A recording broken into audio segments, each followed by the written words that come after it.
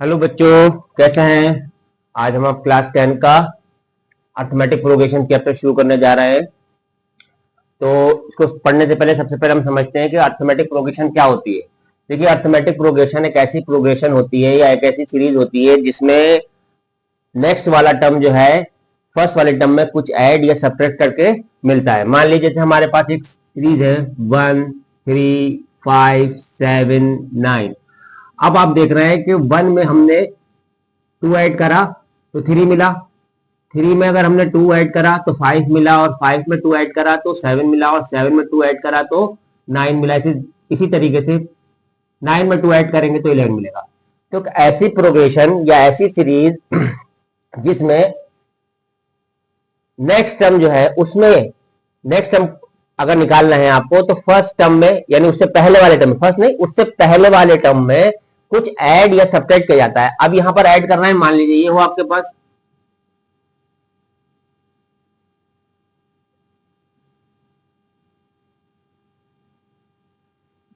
यहां -5 करा, 4 करा, यहां -4 करा, यहां -4 करा, यहां -4 करा, यहां -4 करा। देखिए 15 -4 11, 11 -4 7, 7 -4 3, 7 3 -4 -1 एंड -4 -1 -4 इज इक्वल टू -5। तो एक ऐसी सीरीज जिसमें हम नेक्स्ट टर्म निकालने के लिए उसमें कुछ ऐड या सब्ट्रैक्ट करते हैं, वो हमारी अर्थमेटिक प्रोग्रेशन कहलाती है। ठीक है, अब इसमें हमें क्या निकालना होगा, इसमें जो हमें निकालना होगा nth टर्म। nth टर्म का मतलब क्या होता है? nth टर्म का मतलब होता है कि जैसे ये सीरीज दे रखी है आपको, इस सीरीज का आपसे कहा जाए कि 25th टर्म निकालिए या 150 टर्म निकालिए, तो आप ऐड थोड़ी करते रहेंगे। अगर आप ऐड करेंगे तो काफी टाइम लग जाएगा, और काफी टाइम लगने में तो फिर परेशानी होगी। तो इसके लिए हम एक फॉर्मूला यूज करते हैं जिसे हम कहते हैं टीएन या एन। nth टर्म यानी किसी सीरीज का nth टर्म निकालना हो, मान लीजिए आपसे कहा जाएगा इस सीरीज का 150 टर्म बताइए, या तो एक तरीका यह है कि आप इनमें 2 2 2 2 प्लस करते चले जाएं, तो उसमें काफी देर लग जाएगी। तो हमने एक इसका जनरल फॉर्मूला बना रखा है, यहाँ मैथमेटिशियन ने एक जनरल फॉर्मूला दिया है। क्या दिया है? an is equal to a plus n minus 1 into d. ये हमें फॉर्मूला देखा, हम कोई भी टर्म इसकी हेल्प से, इस फॉर्मूले की हेल्प से निकाल सकते हैं। अब इसमें जो सिंबल्स यूज हुए हैं उसका क्या मीनिंग है? देखो, ये जो टीएन या एन होता है इसको बोलते हैं nth टर्म। क्या बोलते हैं? nth term. जैसे हम बोलते हैं ना 5वां 6वां 7वां 8वां 9वां क्लास, आपसे पूछा कौन सी क्लास पढ़ते हो, कहते 9वीं क्लास में। दूसरे से पूछा उनका 10वें में 11वें में, तो ये वां है, ये यानी कि एन वां यानी nth टर्म। यानी कि आपसे कहा 10 टर्म, तो इसका मतलब 10वां आपसे टर्म पूछा है। ठीक है, एन जो होता है क्या होता है? ए प्लस एन की वैल्यू होती है, यानी इसको क्या बोलते हैं? nth टर्म होता है, nth टर्म। ये ए जो है ये क्या है? ये ए जो है first term of the series है, first term of the series, यानी जो भी आपको सीरीज दे रखी है उसका फर्स्ट टर्म है। ये एन क्या है? एन आपसे जो भी नंबर ऑफ टर्म पूछ रहा है, कौन सा टर्म आपसे कहा है, देखो ये बताएगा वैल्यू कि उसकी वैल्यू क्या है। अगर आपसे ये सीरीज है 1 2 3 4 5 6, अगर आपसे पूछे 6 यानी कि A6 पूछेगा तो आप बताओगे 11। A6 पूछेगा तो क्या है आपके पास? 11 है। और अगर आपसे पूछेगा n कितने हैं तो 1 2 3 4 5 6, तो n की वैल्यू हो गई 6। बच्चे an में और n में बहुत कंफ्यूज होते हैं। तो an का मतलब है कि उस प्लेस पे कौन सा नंबर आया है वो वैल्यू रखना है, और n का मतलब है कि आप जब काउंटिंग कर रहे हैं तो वो कौन से प्लेस पे आया है। n जो बताएगा प्लेस बताएगा, और n जो बताएगा उस प्लेस पर वैल्यू बताएगा। ठीक है, तो n जो होता है क्या? Number of term.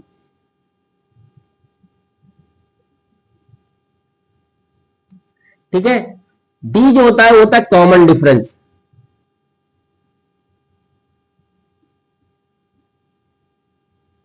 Common difference का मतलब है कि हर टर्म के बीच कितना डिफरेंस है, हर टर्म के बीच कितना डिफरेंस है। और ये निकालते कैसे हैं? ये निकालते हैं an माइनस 1, यानी कि बाद वाले टर्म में से उससे पहले वाला। अगर आप 10वां टर्म आपको दे रखा है, हो सकता है कि आपको पूरी सीरीज नहीं दे रखी हो, सिर्फ लास्ट के टर्म दे रखे हो, तो कोई भी 2 टर्म उठाओगे मान लीजिए आपको देखिए 1 2 3 4 5 6 7 8 यहाँ 99 100 90 ये दे रखी सीरीज।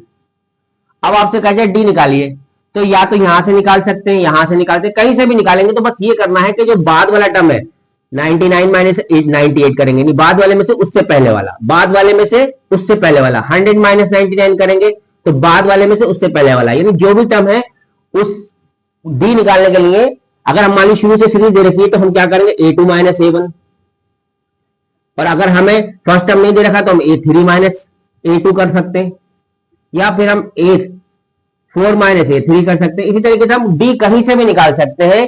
बस करना क्या है कि एक टर्म में से उसका पहला वाला टर्म माइनस करना है, ठीक है। अब कभी कभी इसकी बेस पे क्वेश्चन भी पूछा जाता है कि check whether the given equation, check whether the given series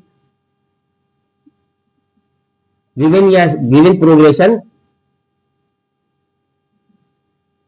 is an AP. आपको ये चेक करना है कि जो आपको प्रोग्रेशन दे रखी है वो एपी में है या नहीं। जैसे आपको एक सीरीज दे रखी है 2 4 8 16 32 एंड सो ऑन, आपको चेक करना है कि ये एपी है या नहीं है। तो उसके लिए क्या करेंगे, आप कोई भी सेकंड टर्म उठाएंगे, ठीक है, सेकंड टर्म में से क्या करेंगे, फर्स्ट टर्म को माइनस करेंगे और इसको इक्वल रख देंगे third term minus second term, ठीक है। सेकंड में से फर्स्ट को माइनस करेंगे और थर्ड में से सेकंड को माइनस करेंगे, यानी कि a2 माइनस a1 करेंगे और a3 माइनस a2 करेंगे। अगर ये वैल्यूज बराबर आ जाती है, अगर ये वैल्यूज बराबर आ जाती है तो हमारी जो प्रोग्रेशन है वो एपी है, और अगर ये वैल्यूज बराबर नहीं आती है तो ये प्रोग्रेशन एपी में नहीं है, यानी एपी नहीं है प्रोग्रेशन। अब 4 माइनस 2 करेंगे 2 आएगा और यहां पर कितना आएगा 4 आएगा। तो ये दोनों वैल्यूज बराबर है, नहीं है बराबर, ये बराबर नहीं है तो लिख देंगे it is not an AP, it is not an AP, ये एपी नहीं है। अब मान लीजिए हमें दे रखी एक सीरीज √2 2√2 3√2 4√2, ठीक है, इस तरीके से सीरीज दे रखी है। अब इसमें देखना है हमें, तो 2√2 माइनस √2 करेंगे और इसको इक्वल रखेंगे 3√2 माइनस 2√2। तो यहां माइनस करेंगे तो क्या होगा, 2√2 में से √2 जाएगा तो √2 बचेगा, 2√2 और माइनस √2 इक्वल टू √2। 3√2 में से 2√2 जाएगा तब कितना बचेगा, तब भी √2 बचेगा। तो दोनों साइड बराबर आ गई, लेफ्ट हैंड साइड जो है वो राइट हैंड साइड के बराबर आ गई। इसका मतलब क्या हुआ, इट इज एन एपी, ठीक है। तो एपी क्या होती है, एक ऐसी सीरीज जिसमें कि हमें नेक्स्ट टर्म फर्स्ट उससे पहले वाले टर्म में कुछ ऐड या सब्ट्रैक्ट करके मिलता है। nth टर्म क्या होता है, an is equal to a plus n minus 1 into d होता है। यहां पर an क्या होता है, nth टर्म होता है, a क्या होता है, फर्स्ट टर्म होता है, n क्या होता है, नंबर ऑफ टर्म होता है, d क्या होता है, कॉमन डिफरेंस होता है। कॉमन डिफरेंस कैसे निकालते हैं, कोई भी दो टर्म लेंगे और बाद वाले में से पहला वाला माइनस कर देंगे, ठीक है। ये हमारी एपी होती है। अब हमारे पास एक और सवाल आता है,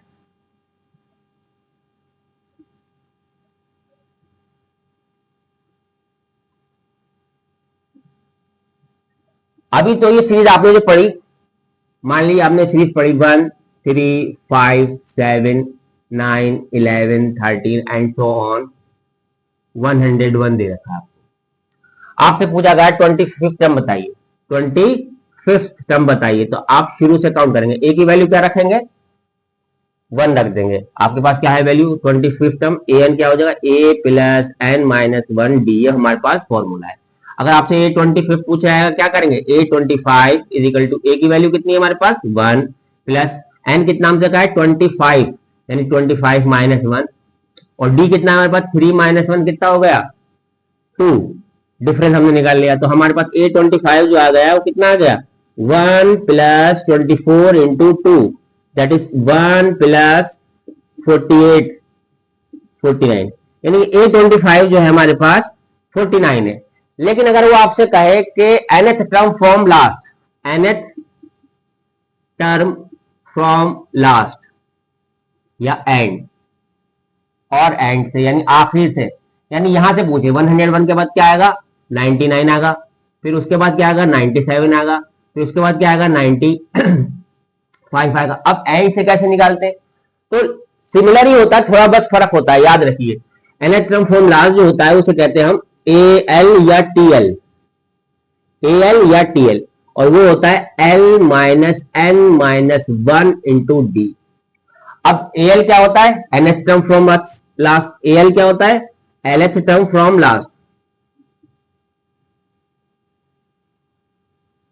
L क्या होता है, last term of the series, आखिर वाला, बिल्कुल आखिर वाला, last term of progression. N क्या होता है, नंबर ऑफ टर्म,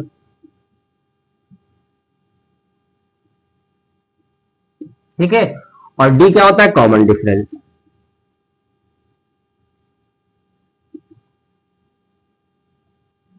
तो अब अगर हमसे यहां पर 25 टर्म पूछा जाएगा तो कैसे निकालेंगे, AL is equal to L, L मतलब लास्ट टर्म, लास्ट टर्म क्या है हमारे पास 101, L minus N minus 1, N कितना है 25 माइनस 1 इंटू D कितना है हमारे पास, कोई भी दो टर्म लो उसमें से बाद वाले में से पहले वाला माइनस कर दो, क्या है 97 माइनस 95 कितना है 2,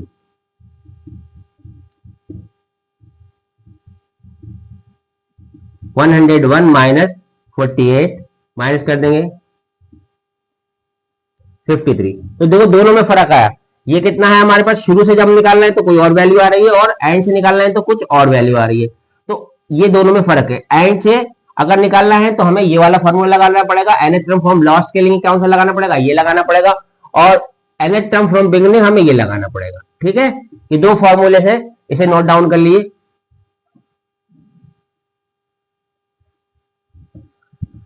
अब अगर हमें कोई प्रोग्रेशन नहीं दे रखी है, सिर्फ हमसे कोई कंडीशन दे रखी है, हमें क्या दे रखी है, कुछ कंडीशन दे रखी है कि भाई आपका जो है 5th टर्म ये है या 6th टर्म ये है, 7th टर्म ये है, तो कभी भी अगर जैसे आपको नंबर ऑफ टर्म निकालना हो तो ए, जैसे आपको A10 निकालना है तो A10 जो होगा जनरली आप वैल्यू लगाएंगे A प्लस 9D। अगर आपको A5 लगाना है, होता यही फॉर्मूला है, होता यही फॉर्मूला है, लेकिन हम जो है A5 निकालना है तो क्या करेंगे A प्लस 4D। ठीक है, अर्थमेटिक प्रोग्रेशन को कुछ एग्जाम्पल के जरिए समझते हैं कि इस तरीके से हमारे पास क्वेश्चन आते हैं। अब यहाँ दे रखा है नीचे of the following situation does the number involve make an arithmetic progression and why. कह रहे हैं कि जो हमें नीचे स्टेटमेंट दिए गए हैं उनमें ये चेक करना है कि नंबर जो आएंगे वो क्या अर्थमेटिक प्रोग्रेशन में है या नहीं है। तो पहले हम सिचुएशन पढ़ते हैं। The taxi fare after each kilometre when the fair is ₹15 for the first kilometre and ₹8 for each additional kilometre. कह रहा है कि एक टैक्सी का जो किराया है यानी फेयर जो है वो पहले किलोमीटर के लिए ₹15 है, ठीक है, और फिर उसके बाद जितने आप किलोमीटर चलेंगे तो आपको ₹8 पर किलोमीटर चलना पड़ेगा, देना पड़ेगा। अब पहले किलोमीटर के लिए तो आप 15 देंगे, उसके बाद आप कितने देंगे 15 प्लस 8 23, फिर कितने देंगे आप 23 और 8 31, फिर आप कितने देंगे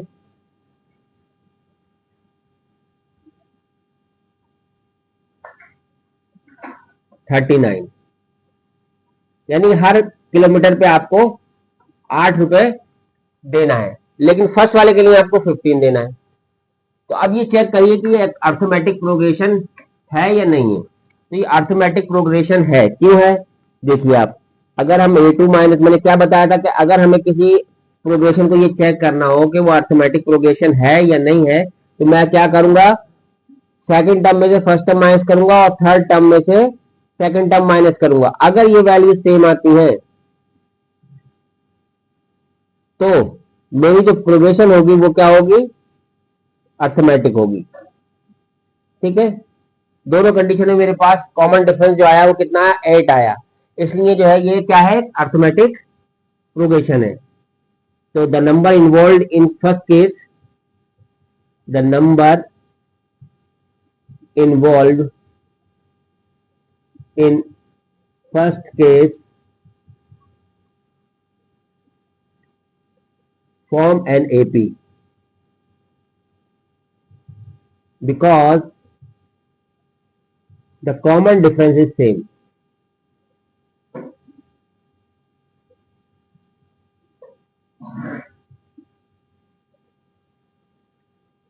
क्योंकि कॉमन डिफरेंस सेम है इसलिए ये एपी में।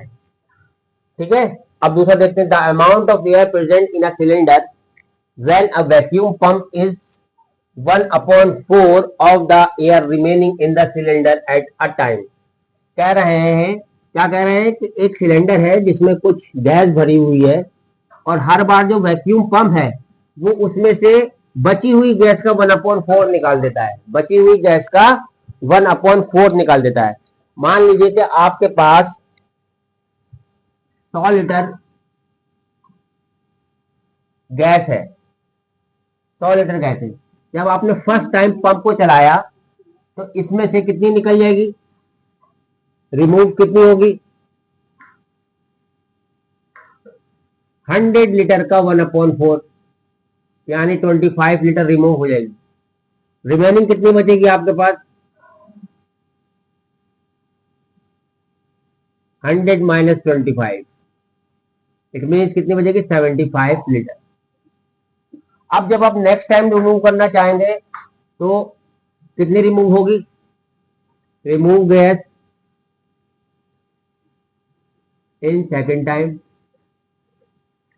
कितनी होगी, 75 का 1/4 वो कितनी होगी, 4 1 4 3 4 8 32.47 18.75 लीटर। ठीक है, रिमेनिंग कितनी बचेगी, रिमेनिंग कितनी बचेगी आपकी, 75 माइनस 18.75 0.25 14 माइनस 86 और 6 माइनस 15 56.25। अब नेक्स्ट टाइम आप रिमूव करेंगे तो 56 का 1/4 रिमूव करेंगे। ठीक है, यानी कि हर पार्ट जो आपके पास गैस बच रही है, रिमेनिंग गैस जो है वो कम होती जा रही है और कम चीज का 1/4 निकालेंगे। अगर आपके पास 100 लीटर है, 100 का 1/4 ज्यादा होगा एज कंपेयर टू 75 लीटर, और 75 लीटर से का जो रिमूविंग पार्ट होगा वो ज्यादा होगा एज कंपेयर टू 56.25 लीटर। तो हमारे पास जो है हर बार जो रिमूविंग गैस है उसकी वैल्यू अलग अलग आ रही है। पहली बार में हमारे पास 25 लीटर आई, फिर हमारे पास 18.75 आई, और इसी तरीके से जब हम हमारे पास गैस रिमेनिंग गैस कम होती चली जाएगी तो हमारे पास जो रिमूविंग अमाउंट है वो भी कम होती चली जाएगी। यानी कि हर बार जो है हमें वैल्यू अलग अलग मिलेगी।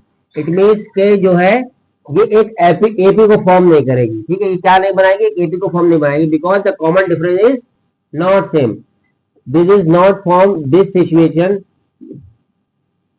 not form an AP because common difference is not same।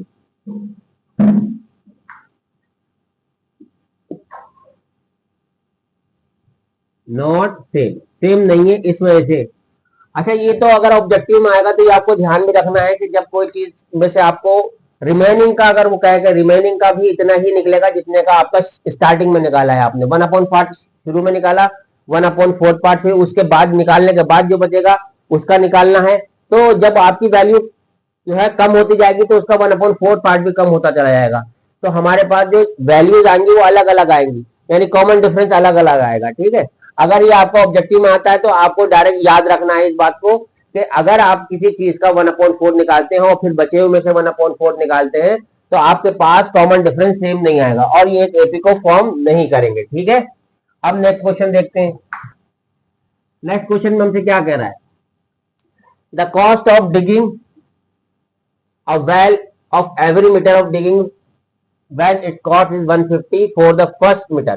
यानी कि कोई गड्ढा आपको खोदना है और उसके जब आप पहला मीटर खोदते हैं तो आपको 150 रुपए देना पड़ते हैं, और उसके बाद वो कह रहे हैं कि हर उसके बाद जो आप खोदेंगे, फर्स्ट मीटर के बाद जो खोदेंगे तो हर बार आपको 50 रुपए बढ़ा के देना है। यानी कि पहले मीटर के लिए आपको 150 देना है, फिर आपको 50 बढ़ाकर 200 देना है, फिर 250 देना है और फिर 300 देना है, और इसी तरीके से आपको देते चल जाना है। तो अब इस कंडीशन में आपको देखना है कि ये एपी फॉर्म कर रहे हैं नहीं कर रहे हैं। तो मैंने क्या बताया, सेकंड टर्म में से फर्स्ट टर्म को माइनस करेंगे और थर्ड टर्म में से सेकंड टर्म को।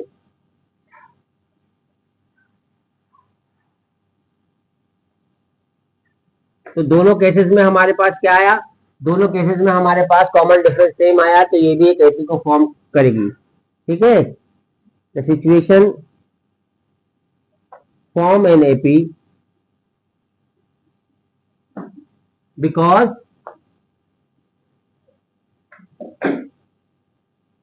Common difference is same.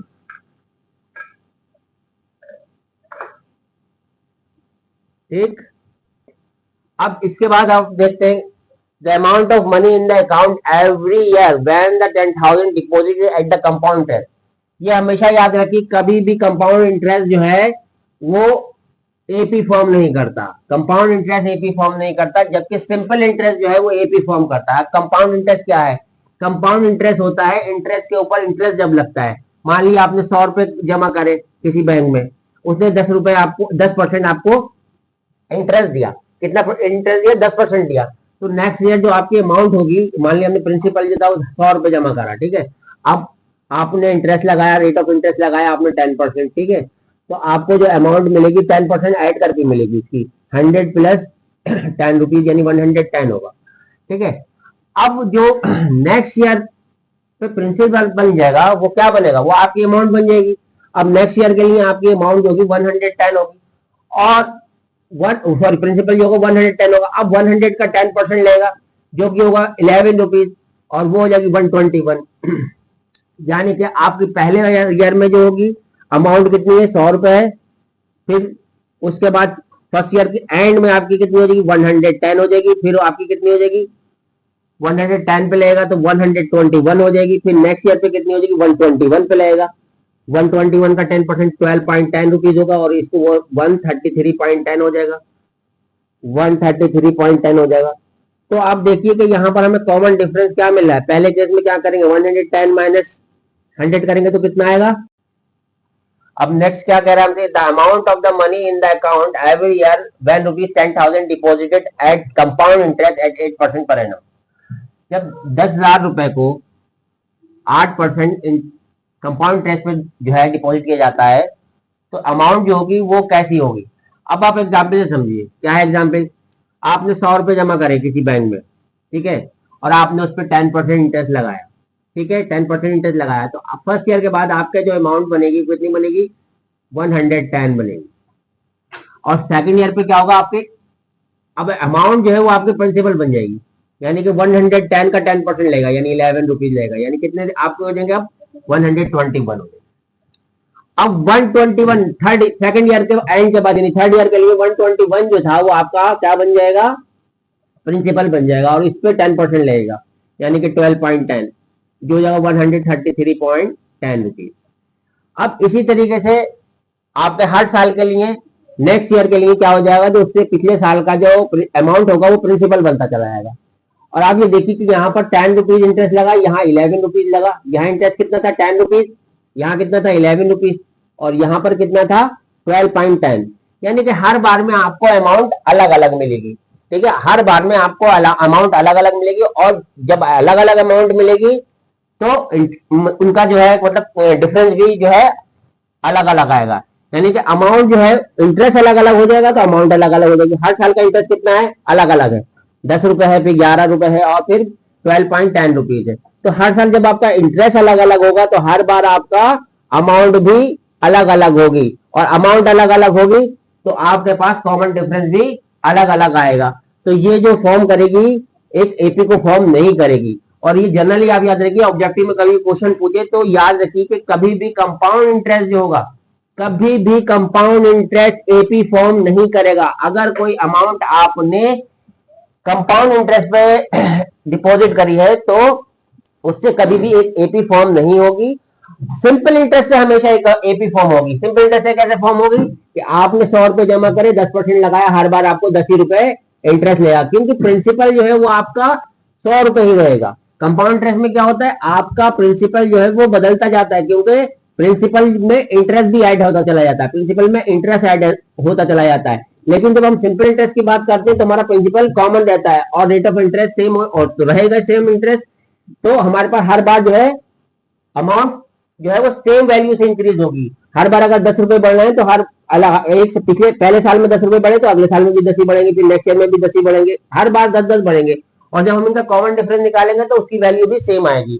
तो हमेशा याद रखिए कि जब भी कंपाउंड इंटरेस्ट में कभी हम डिपॉजिट करेंगे तो हम उससे जो वैल्यूज मिलेंगी अमाउंट की या कंपाउंड इंटरेस्ट की, वो हमेशा एक एपी को फॉर्म नहीं करेंगी। जबकि सिंपल इंटरेस्ट, जब हम सिंपल इंटरेस्ट पे जमा करते हैं, सिंपल इंटरेस्ट हमारा लगता है, तो हमारी एक एपी फॉर्म होती है। ठीक है, नेक्स्ट एग्जाम्पल से समझते हैं इसको। अब एपी को नेक्स्ट तरीके से समझते हैं कि इसमें और कैसे क्वेश्चन पूछ सकता है। अभी देखा, right the first four term of an AP. ये हमें एपी का जो है नेक्स्ट फोर टर्म निकालना है। आपको फर्स्ट टर्म दे रखा है -1 और कॉमन डिफरेंस दे रखा है डी। ठीक है, अगर हमें A2 निकालना है, अब हमें A2 निकालेंगे। A2 क्या हो जाएगा हमारे पास? A2 होगा A plus D.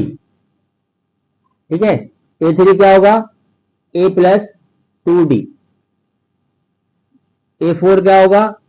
A plus 3D। याद रखिए कि डायरेक्ट आपको निकालना है A4, A5, A10, A7। अगर आपको A7 निकालना है तो क्या करेंगे? A plus A come D, यानी कि 7 पूछा तो 6D, 8 पूछा तो 7D, 9 पूछा तो 8D, 10 पूछा तो 9D। तो ये A4 हो जाएगा। और ये क्या हो जाएगा? A5 क्या हो जाएगा? A plus 4D। तो हमारे कितने हो जाएंगे? ये 4 टर्म हो जाएंगे, 1 2 3 4। अब A की वैल्यू मैं दे रखी हूँ -1 और D की वैल्यू कितनी दे रखी है? 1/2।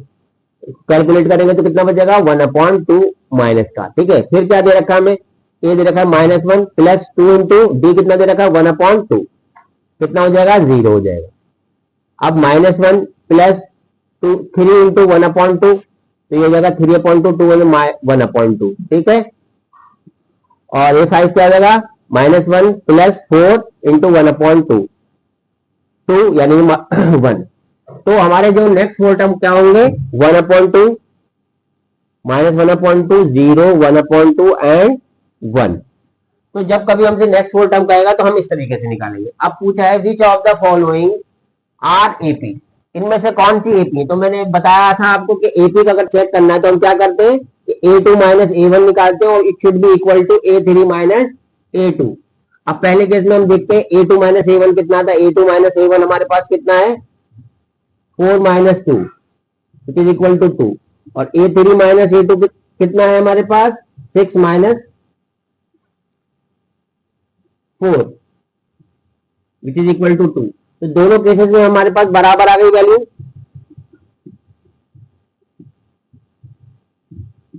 तो इट इज एन एपी। ठीक है, ये एपी है।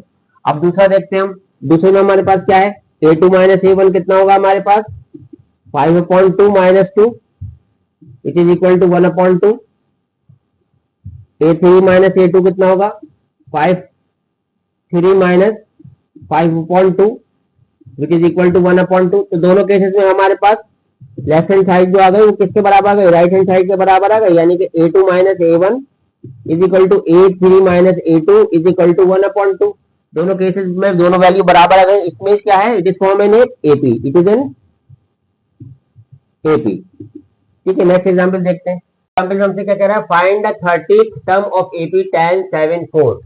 इस एपी का हमें कौन सा टर्म निकालना है? 30th टर्म निकालना है। तो हमारे पास ए की वैल्यू कितनी है? ए क्या होता है? First term of the series यानी 10। डी क्या होता है हमारे पास? कॉमन डिफरेंस यानी second term minus first term which is equal to -3। And n की वैल्यू कितनी है? 30th टर्म करना। उन्होंने पूछा 30th टर्म यानी 30, एन की वैल्यू की 30 है। अब निकालना क्या है हमें? A30 निकालना है।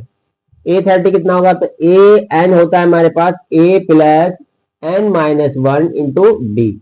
अब A30 इज इक्वल टू ए की वैल्यू कितनी है हमारे पास? 10 प्लस एन कितना है? 30 माइनस 1 और डी कितना हमारे पास? -3। 10 plus 29 into -3 which is equal to 10 minus 87 and -77। A30 जो होगा आपके पास क्या होगा? -77 होगा। आप ऐसे भी कर सकते थे, ये फॉर्मूला लगा के आप डायरेक्ट लिख सकते थे। A30 जो होता है क्या होता है? A plus 29D। ठीक है, ए कितना? 10 plus 29 into -3 -87 and 10 which is equal to -77। तो आप दोनों तरीके से आप कर सकते हैं।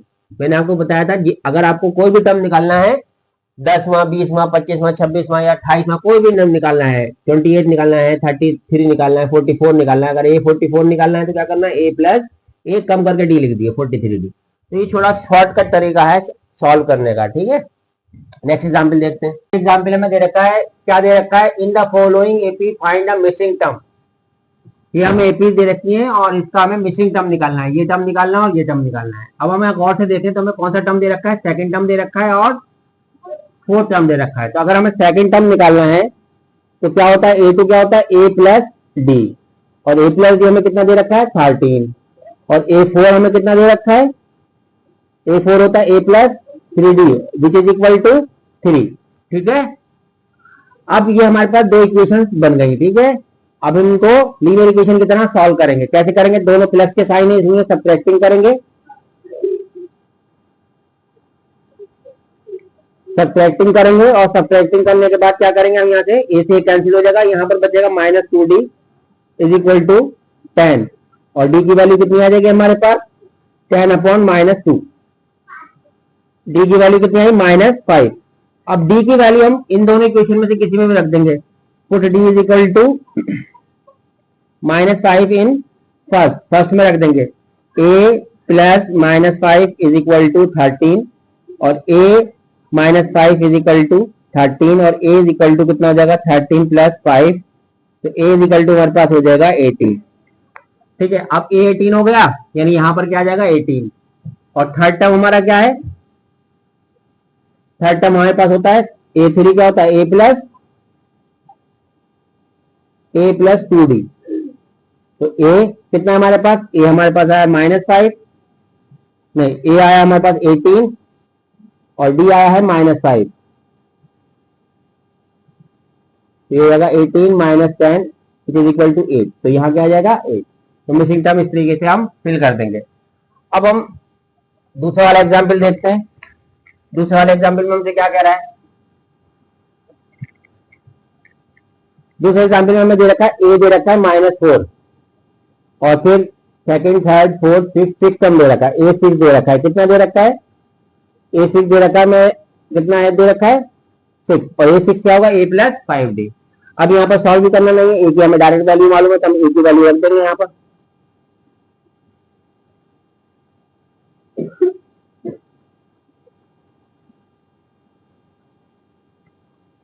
डी की वैल्यू हमारे पास कितनी आ गई 2 आ गई। अब हमें a2 चाहिए, तो a2 कितना होगा a प्लस डी, यानी a की वैल्यू कितनी है हमारे पास -4, 2 यानी -2, यहाँ -2 आ जाएगा।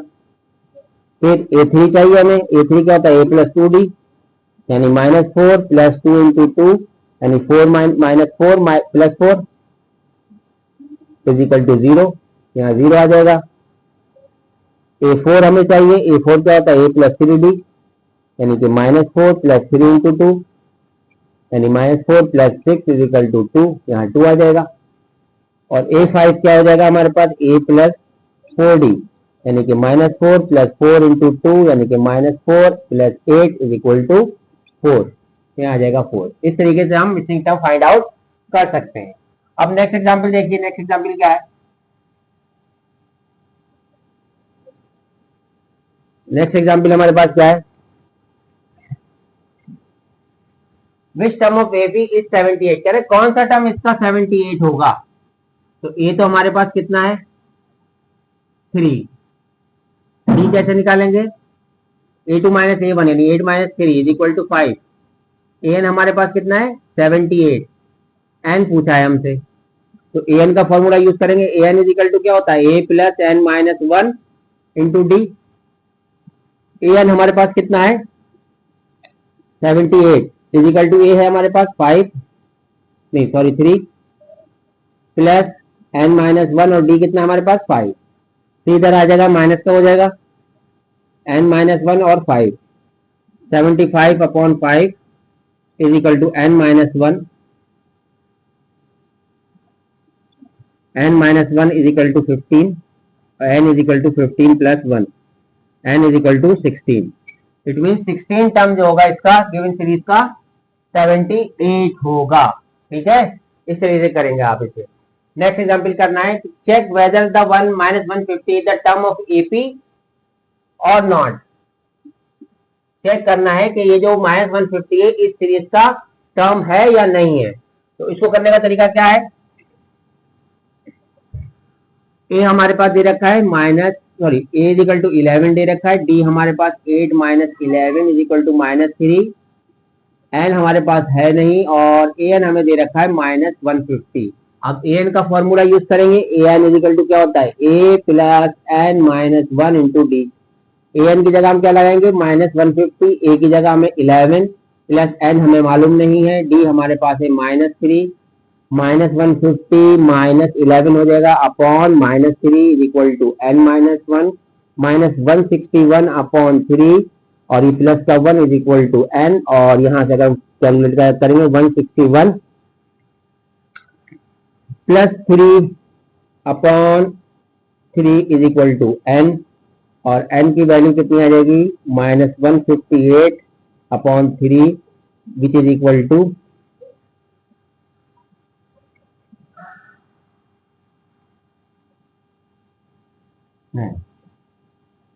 माइनस से माइनस कैंसिल हो जाएगा, 61 प्लस 3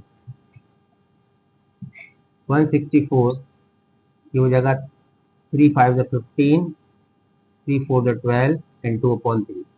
तो n की वैल्यू जो आई वो एक फ्रैक्शनल नंबर आई। तो n की कभी भी वैल्यू फ्रैक्शनल नंबर नहीं होती है, n हमेशा होल नंबर में होता है। तो लिख देंगे यहाँ पर -150 is not the term of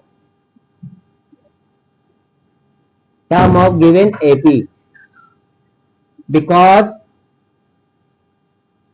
n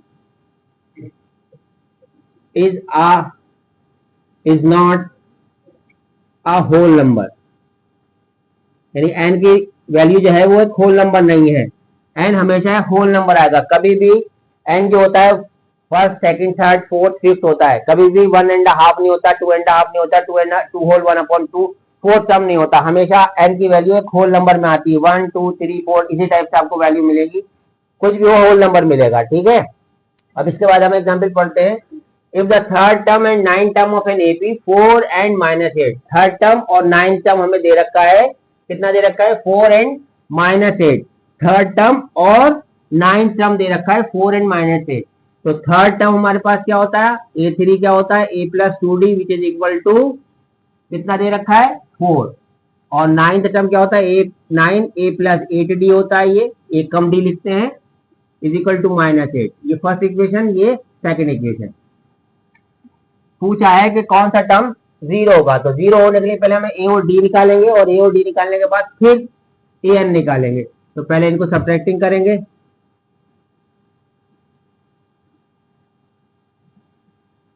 cancel out हो जाएगा, यहाँ माइनस के 6D इज इक्वल टू कितना बचेगा 12, और D is equal to 12 upon -6, तो D की वैल्यू कितनी आ गई -2। अब D की वैल्यू किसी भी इक्वेशन में रख देंगे, पुट इन फर्स्ट,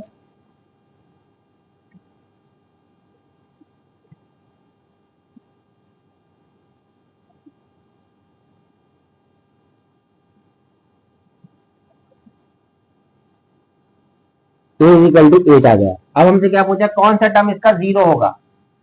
अब हम AN का फॉर्मूला आएंगे, AN is equal to A plus n-1 into D.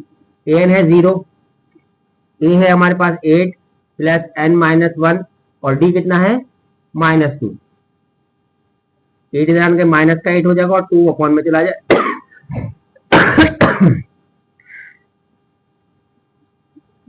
2 4 the 8, n-1 is equal to 4, और n इज इक्वल टू कितना हो जाएगा 4 प्लस 1, यानी n की वैल्यू कितनी आ जाएगी 5, यानी fifth term of AP of given AP will be 0, ठीक है, फिफ्थ टर्म जो होगा वो 0 होगा। अब इसके बाद नेक्स्ट एग्जाम्पल है, how many 3 digit number divisible by 7, how many 3 digit number divisible by 7, कितने 3 डिजिट के नंबर हैं जो 7 से डिवाइड होते हैं। तो हमारे पास सबसे लीस्ट 3 डिजिट नंबर क्या होता है, लीस्ट यानी सबसे छोटा 3 डिजिट नंबर क्या होता है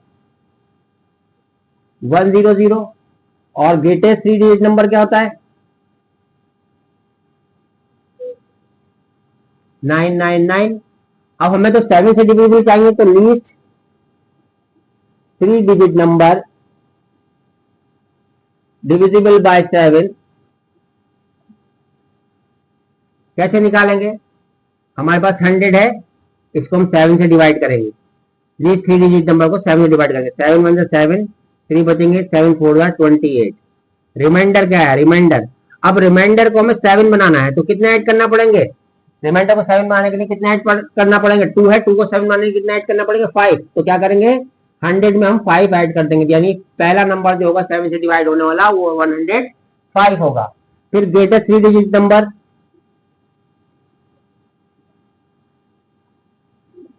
डिविजिबल बाय 7 कैसे निकालेंगे? 999 को हम 7 से डिवाइड करेंगे। 7 1 7, 2 बचेंगे, 7 4 28, 1 बचेगा, 9 7 2 14, कितने बचे? 5। तो इस 5 को हम क्या करेंगे? 999 में से 5 को माइनस कर देंगे, 994। तो अगर ग्रेटेस्ट निकालना होता है तो रिमाइंडर को माइनस कर देते हैं, और अगर स्मॉलेस्ट या लीस्ट निकालना होता है तो जो रिमाइंडर होता है उसमें उतना ऐड करते हैं जिससे हम डिवाइड कर रहे हैं, यानी 7 से डिवाइड कर रहे हैं तो 2 को 7 बनाएंगे। अगर यहाँ रिमाइंडर 3 बचता है तो 4 ऐड करना पड़ता, तो रिमाइंड लीस्ट के लिए ऐड करना पड़ता है और ग्रेटेस्ट के लिए माइनस करना पड़ता है। अब हमसे क्या कह रहा है? कितने नंबर है, यानी कि एन की वैल्यू हमारे पास नहीं है। अब ए एन हम लगाएंगे। ए एन इज इक्वल टू क्या है हमारे पास? 994। ए क्या है हमारे पास? 105। और डी जो होता है, जिस नंबर से डिविजिबिलिटी चेक करना होती है वो हमारा डी बन जाता है। अब A N is equal to A plus N minus 1 into D. A N है 994 इज इक्वल टू ए कितना हमारे पास? 105 प्लस एन माइनस 1 इंटू 7। ये इधर माइनस हो जाएगा, 994 minus 105 is equal to 7 N minus 1। Minus करेंगे,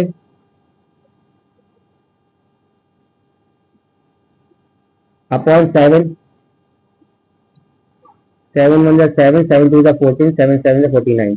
N is equal to 127 plus 1, n is equal to 128, यानी 128 टर्म जो होंगे वो 7 से डिविजिबल होंगे 3 डिजिट के। ठीक है, अब इसके बाद आपका एक टॉपिक आता है। अभी तक तो आप एन टर्म्स निकाल रहे थे, एन टर्म निकाल रहे थे। अब आपसे कहेगा कोई सीरीज दे रखी है, मान लिया आपको सीरीज दे रखी है 1 + 2 + 3 + 4 + 5 एंड सो ऑन, कितने भी टर्म दे रखे, मान लिया 1000 तक दे रखे हैं आपको, और आपसे कहा जाए कि इनका सबका सम निकालो। तो अगर 3-4 टर्म होते आप निकाल देते 1 2 3 3 3 6 6 4 10 15 ऐसे करके निकाल देते, लेकिन 1000 टर्म का सम निकालना तो बड़ा मुश्किल काम हो जाएगा। तो इसके लिए फॉर्मूला यूज किया जाता है, Sn is equal to n upon 2 2a plus n minus 1 into d. ये फॉर्मूला यूज किया जाता है। और एक और फॉर्मूला होता है जब हमें an दे रखा हो, यानी n टर्म दे रखा हो, when an is given, an जो है अगर हमें दे रखा है तो Sn जो होता है वो होता है n upon 2 a plus an। ठीक है, और n जो होता है नंबर ऑफ टर्म होता है,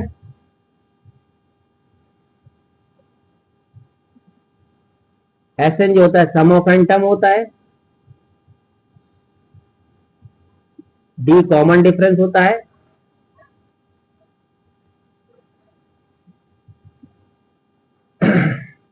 a जो होता है वो फर्स्ट टर्म होता है। ठीक है, अब इस Sn को कुछ एग्जाम्पल के जरिए समझते हैं। क्वेश्चन दे रखा है, उसमें हमें दे रखा है a इज इक्वल टू 5, यानी first term of the series दे रखा है, कॉमन डिफरेंस 3 दे रखा है, an दे रखा है, पूछा है n एंड Sn। जब कभी भी हमसे n और Sn पूछेगा तो हमें पहले जो है वो n निकालना होगा, और उसके लिए हमें यूज करना होगा an का फॉर्मूला, यानी an is equal to a plus n minus 1 into D.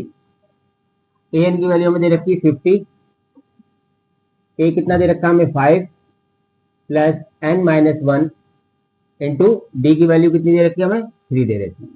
ठीक है, 50 minus 5 is equal to 3 n minus 1, 45, 50 minus 5 45, 3 divide में आ जाएंगे इसके, is equal to n minus 1, 3 से डिवाइड कर देंगे, यहाँ से आ जाएगा 15, 15 is equal to n minus 1। n की वैल्यू फाइंड आउट करेंगे, कितनी हो जाएगी 15, और ये 1 इधर जाएगा, किसका हो जाएगा प्लस का हो जाएगा, तो n की वैल्यू कितनी आ गई 16। अब हम यहाँ पर जब एन फाइंड आउट कर लेंगे तो फिर हम एस एन का फॉर्मूला आएंगे। एस एन कितना होता है, n upon two A plus A N. आप दोनों फॉर्मूले अप्लाई कर सकते हैं, ये वाला भी कर सकते हैं। S n is equal to n upon two A plus N minus one into d भी इस्तेमाल कर सकते हैं, और आप वो भी कर सकते हैं। मैंने यहाँ इसलिए इस्तेमाल किया है, यहाँ पर इसका यूज जो किया है इसलिए किया है क्योंकि मुझे ए एन मालूम है। कैलकुलेशन से बचने के लिए मैंने ए एन वाला फॉर्मूला लगाया। एन कितना है 16 अपॉन टू, ए कितना है हमारे पास 5, ए एन कितना है 50, 2 8 16, 8 इंटू 55 मल्टीप्लाई करेंगे तो एस एन की वैल्यू कितनी आ गई हमारे पास 450। ठीक है, एन की वैल्यू हमारे पास कितनी आई थी 16 आई थी। जब कभी भी आपको इस तरीके से दे रखा हो एन और एस एन, तो पहले एन फाइंड आउट करेंगे with the help of A N, और then we will find out the value of S N. ठीक है, नेक्स्ट एग्जाम्पल देखते हैं। नेक्स्ट एग्जाम्पल क्या दे रखा है हमें, how many terms of AP 9, 17 and 25 must be taken to give a sum of 636। कह रहा है कि इस सीरीज के कितने टर्म लिए जाए कि उसका सम जो हो 636 आए, यानी कि एस एन हमें मालूम है कितना है 636, ए हमारे पास कितना है 9, डी कितना है हमारे पास 17 माइनस 9 इक्वल टू 8, एन की वैल्यू हमारे पास नहीं है। ठीक है, अब हमारे पास एस एन का, क्योंकि हमें एस एन दे रखा है तो हम किसका फॉर्मूला लाएंगे, एस एन का लाएंगे। S n is equal to क्या होता है n upon two A plus N minus one into d. S n is equal to n कितना है हमारे पास पता नहीं है हमें कितना है, n upon two, s n की जगह हम लगा देंगे 636। यहां से हम 2 ए की जगह कितना लगाएंगे 9 प्लस एन पता नहीं है हमें, डी कितना है हमारे पास 8। इसको सॉल्व करेंगे 636 एन अपॉन टू 9 जा 18 प्लस मल्टीप्लाई कर देंगे तो 8n माइनस 8 की जगह 10 plus 8n n upon two is equal to 636। Two यहाँ से कॉमन लेंगे तो क्या आएगा 2n अपॉन टू, यहाँ बचेगा 5 प्लस 4n, 2 से 2 कैंसिल हो जाएगा और ये अंदर मल्टीप्लाई कर देंगे n की तो 5n प्लस 4n स्क्वायर 636। इसको सही करके लिखेंगे अब 4n square plus 5n minus 636 is equal to 0। ये हमारी एक बन गई क्वाड्रेटिक इक्वेशन। ठीक है, 4n square plus 5n minus 636, 4n square plus 5n minus 636। अब कैसे फैक्टर करेंगे 636 इंटू 4 करिए कितने होंगे, 636 इंटू 4 करिए कितना आएंगे आपके पास 4 6 24, 4 3 12 और 2 14 और 4 6 24 और 1 25, 2544। अब हमें 5 पे ऐसे फैक्टर करना है जिसका प्रोडक्ट जो आए वो कितना है 2544। तो कैसे करेंगे 2544 इसके फैक्टर कर लेते हैं, 2 1 जा 2 2 जा 2 7 जा एंड 2 2 जा, फिर 2 से करिए 2 6 जा 2 3 जा 2 6 जा, फिर 2 से करिए 2 3 जा 2 1 जा 2 8 जा, फिर 2 से करिए 2 1 जा 2 5 जा 2 9 जा, 3 से करिए 3 5 जा 15, 3 3 जा 53, 3 2 जा 6, 2 जा 12, 2 जा 24, 2 जा 48। तो हम इसके फैक्टर करेंगे 53 माइनस 48।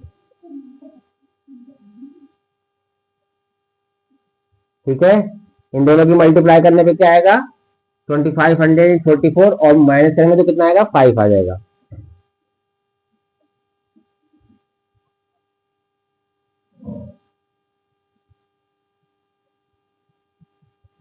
यहां से n कॉमन लेंगे तो क्या बचेगा 4n प्लस 53, यहां से 16 कॉमन लेंगे नहीं 12 कॉमन लेंगे तो 4n प्लस 53, यहाँ से 4n प्लस 53 कॉमन आ जाएगा, यहाँ से बचेगा n minus 12 is equal to 0। अगर हम 4n प्लस 53 को 0 रखेंगे, 4n 53 को अगर हम 0 रखेंगे तो हमारे पास n इज इक्वल टू आएगा 53 अपॉन 4, माइनस के, और n की वैल्यू यहाँ से जो आएगी आपके 4 1 4 4 8 जो है रैशनल वो आएगा, आपके पास एक रैशनल नंबर आएगा, तो ये वैल्यू तो हम छोड़ देंगे। दूसरी वैल्यू रखेंगे n minus 12 is equal to 0, तो यहाँ से n की वैल्यू कितनी आ जाएगी 12।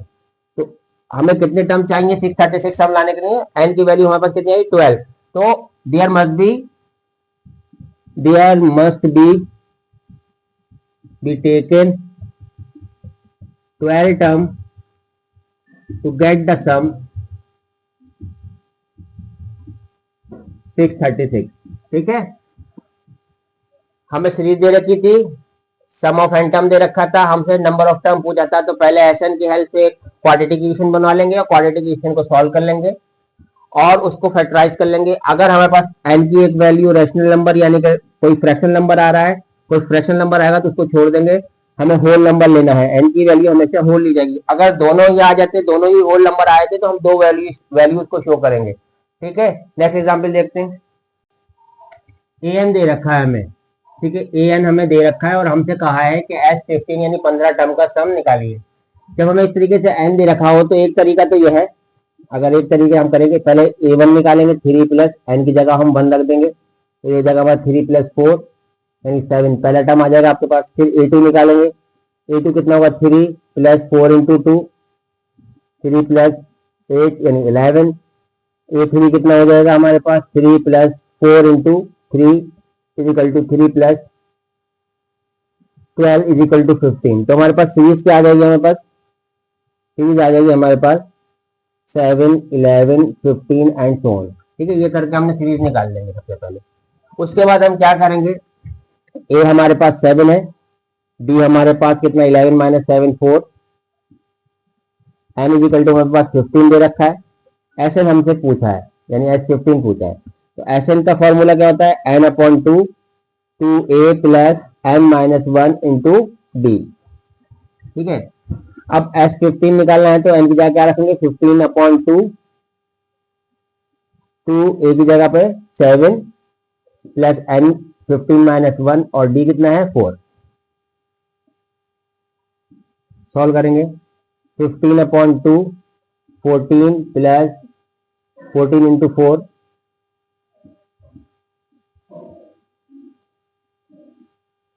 14 प्लस 56 70 इंटू 15 अपॉन 2 2 से डिवाइड करेंगे 35 और मल्टीप्लाई कर लेंगे 15 और 35 15 5 75 7 कैरी 15 5 15 3 45 और 7 52 525 यानी S15 कितना आ गया 525। एक इसका दूसरा तरीका भी है, अगर आप ये फॉर्मूला याद कर लें, ये होमवर्क में लिख लिया आप, ये होमवर्क में आपको करना है, ये होमवर्क में करना है। ठीक है, अब इसको नोट कर लीजिएगा। अगर इस तरीके से आपको नहीं आ रहा है तो एक याद कर लिए कि सिग्मा एन का मतलब होता है एन टर्म का, सिग्मा एन जो होता है वो क्या होता है, ये समझ लो करके। सिग्मा एन जो होता है वो क्या होता है 1 plus 2 plus 3 plus 4 plus and so on an terms तक, और इसकी वैल्यू होती है एन प्लस 1 अपॉन 2। यानी अगर सिग्मा एन लिखा हो, तो उसकी वैल्यू होती है एन प्लस 1 अपॉन 2। अगर सिग्मा एन स्क्वायर लिखा है तो उसकी वैल्यू होती है 1 square plus 2 square plus 3 square plus 4 square and so on. इसकी वैल्यू होती है N plus 1 2n plus 1 upon 6। ठीक है, सिग्मा एन क्यू का मतलब होता है, या अगर आपके पास ऐसे लिखा है, चलो बस ये इतना ही काफी है तुम्हारे इतने कोर्स में, बाकी आगे की चीजें हो जाएंगी बहुत। अगर ऐसा लिखा है तो अगर हमें ए एन दे रखा है, ए एन हमें दे रखा है, कितना दे रखा है 3 प्लस 4n, तो अगर हमें ए एन दे रखा है तो हमें एस एन निकालने के लिए करना क्या पड़ेगा, एस एन जो होता है वो सिग्मा ए एन होता है। ठीक है, और s n is equal to sigma a N की जगह हम क्या रखेंगे सिग्मा 3 प्लस 4n, और ये क्या हो जाएगा सिग्मा 3n, जहां नंबर्स होते हैं वहां पर 3n आ जाएगा, और ये प्लस 4 सिग्मा n। ठीक है, एस एन जो होगा वो क्या होगा सिग्मा 3। अब सिग्मा 3 का मतलब क्या हुआ, यानी कि सिर्फ n लग जाएगा, सिग्मा 3n हो जाएगा ये, प्लस 4 सिग्मा अगर कोई कांस्टेंट है, सिग्मा कांस्टेंट है, अगर ऐसे लिखा है तो उसकी वैल्यू होती है सिग्मा, हटा देते हैं और एन लग जाता है। यहाँ सिग्मा 3 था और 3n आ जाएगा। अब मैंने बताया था सिग्मा एन की वैल्यू होती है n n plus one upon two, तो हम 4 और n plus one upon two लगा देंगे इसकी जगह पे, सिग्मा एन की जगह पे, ठीक है। और 3n प्लस 2 टू द 4 यानी 2n एन प्लस वन। अब n की वैल्यू कितनी दे रखी है हमें, 15 दे रखी है, तो n की जगह हम क्या लगा देंगे, 15 लगा देंगे। 2 15 इंटू 15 प्लस वन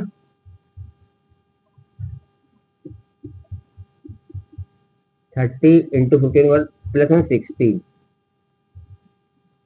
16 इन दोनों की मल्टीप्लाई कर दी 480 प्लस 45, तो यहां से वैल्यू कितनी आ गई 525। तो दोनों जगह से हमारे पास एस एन की वैल्यू 525 है। या तो आप ये लगा दें पहले 1 2 3, पहले सीरीज निकाल लें और सीरीज निकालने के बाद फिर एस एन निकाल दें। दूसरा तरीका है कि अगर आपको ये दो फार्मूलाज याद है तो इसकी हेल्प से भी आप निकाल सकते हैं। सिग्मा एन की वैल्यू होती है, कितनी होती है, सिग्मा एन की वैल्यू होती है n n plus one upon two, और सिग्मा एन स्क्वायर की वैल्यू होती है n n plus one 2n plus one upon 6। अगर अगर अगर अगर हमारे पास सिग्मा एन क्यू का भी मैं फॉर्मूला लिख देता हूं आपको, सिग्मा एन क्यू की वैल्यू होती है 1 cube plus 2 cube plus 3 cube plus 4 cube plus n n cube, तो इसकी वैल्यू होती है n n plus one upon two whole square. और ये भी याद रखिए 1 स्क्वायर 1 प्लस 3 प्लस यानी ऑड नंबर का सम,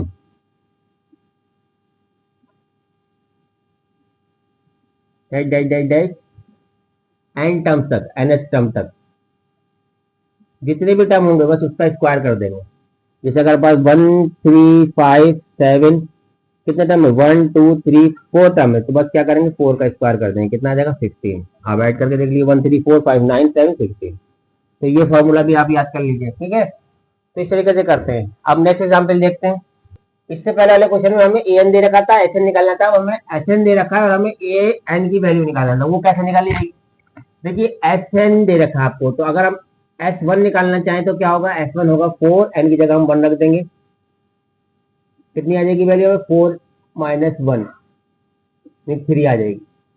अगर हम एस टू निकालेंगे तो क्या होगा 4 into 2 minus 2 square 8 minus 4 it is equal to 4।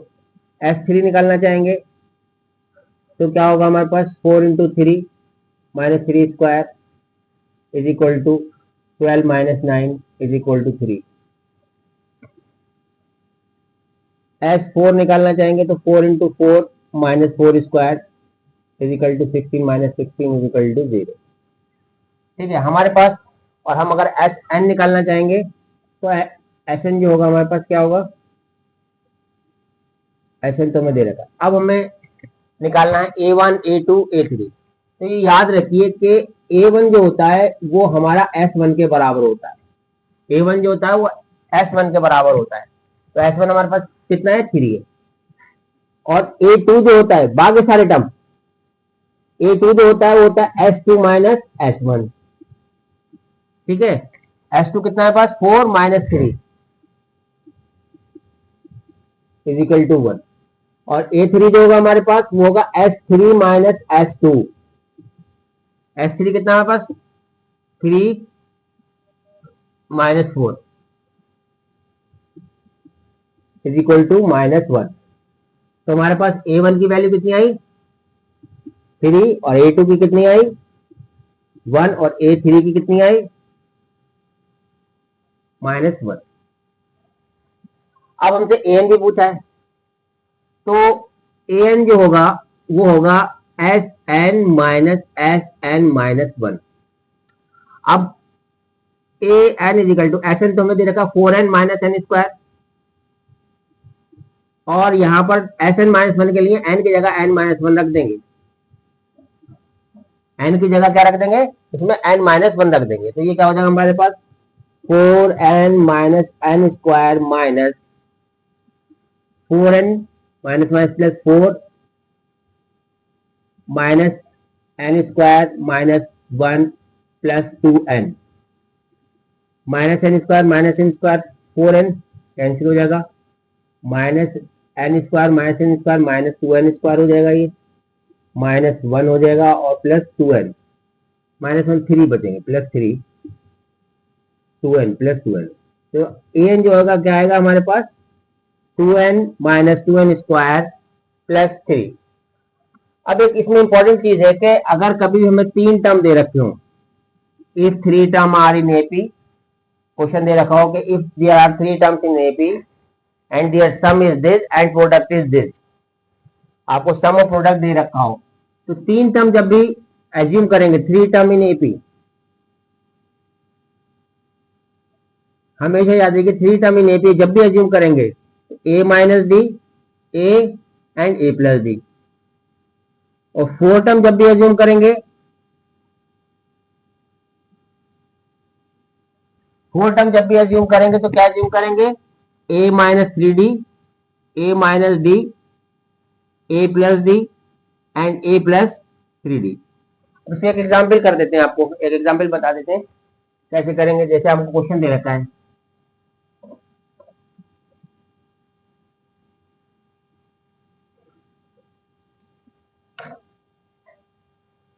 if 3 terms are in AP,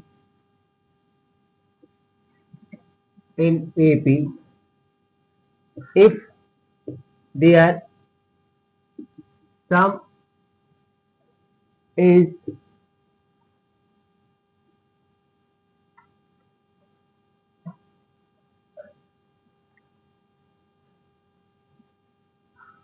(24) and their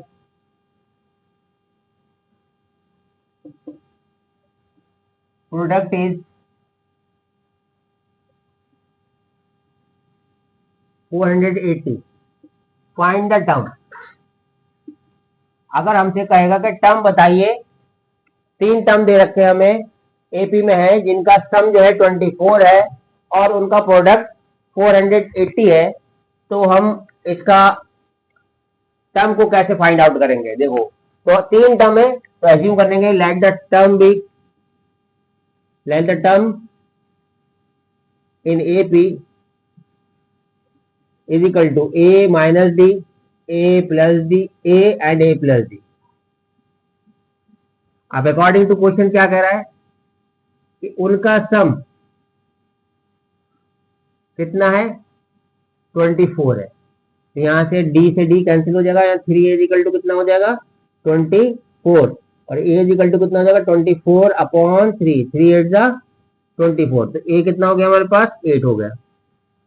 अब कह रहा है कि उनका प्रोडक्ट कितना है 480, यानी कि ए माइनस डी,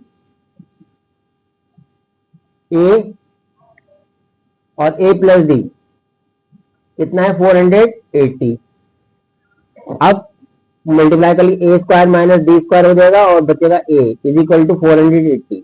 ए की वैल्यू हमारे पास कितनी है 8, 8 का square minus d square is equal 8 is equal to 480।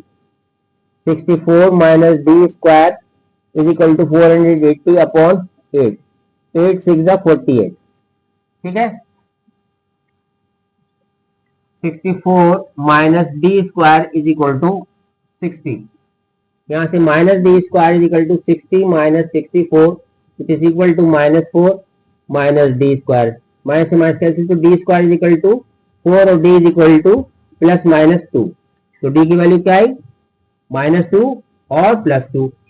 अब हमारे पास क्या है, पहले हम कौन सा टर्म है हमारे पास ए माइनस डी, तो प्लस वाली वैल्यू लेते हैं ए माइनस डी, यानी कि ए की वैल्यू कितनी है हमारे पास 8, 8 माइनस 2 यानी कि 6, ए है उसके बाद तो 8 और ए प्लस डी है तो 8 प्लस 2 10, तो हमारे पास टर्म होगा 6 8 10। और जब हम -2 वैल्यू लेंगे 8 minus -2 which is equal to 10 और 8 माइनस 2 इज इक्वल टू 6, तो हमारे पास टर्म क्या हुआ है 10 8 6 और 6 8 10, देख लो इनका प्रोडक्ट कितना होगा, 6 8 24, 10 240 और 6 8 14 और 10 24। तो जब कभी भी हमें तीन टर्म लेना होंगे तो क्या लेंगे, a minus D, A and A plus D. और अगर फोर टर्म लेना होंगे तो क्या लेंगे, a minus D D, A minus D, A plus D and A plus 3d।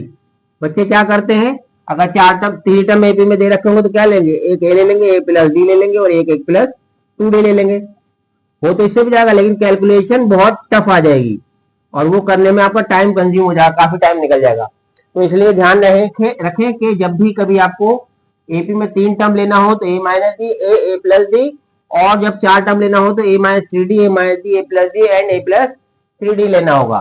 ठीक है, लगभग आपका जो है ये एपी का सारा सिलेबस निपट गया है। अब इन क्वेश्चंस की आप प्रैक्टिस करिए और कोशिश करिए कि ज्यादा से ज्यादा प्रैक्टिस करें।